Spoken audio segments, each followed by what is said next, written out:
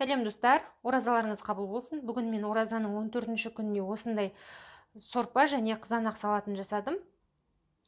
Жасалу жолын білгіңіз келсе, алдағы видеоның соңына дейін көріңіз. Қазанға етті суды құйып алып, етімізді саламыз. Оған татымынша тұз саламыз. Мен 1,5 қасық салам, шай қасық қазір.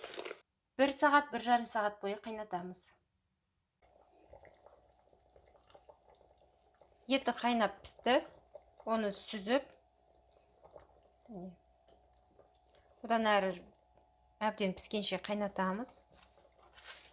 Бірақ пісуге 40 минуттай қалған кезде 2-3 бас пиязды ұзыншалап турап саламыз. Одан кейін 1-2 сәбізді саламыз. 20 минут қайнатамыз. Пияз бен сәбіз біраз қайнаған соң, оған 1 қызанақты турап саламыз. Және 1 тәтті бұрышты турап салып, тағы да 10 минуттай қайнатамыз.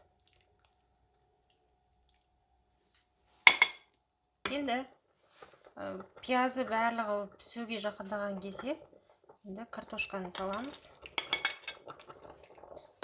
Және етті сүзіп аламыз. Піскенше қайнатамыз.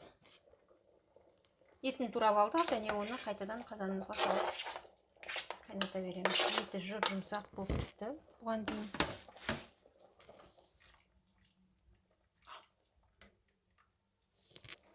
тамағымыз пісті. Салып аламыз. Қою сорпа болады. Себебі ауыз ашқан кезде осылай қоюынан нағыз дәруменді нәрселерін жеп алу керек. Бетіне ас көп себеміз. Оразаның 14-ші күніне осындай сорпамыз дайын болды және қызанақ салатын қасына қосып береміз. Астарыңыз дәмді болсын, оразаларыңыз қабыл болсын.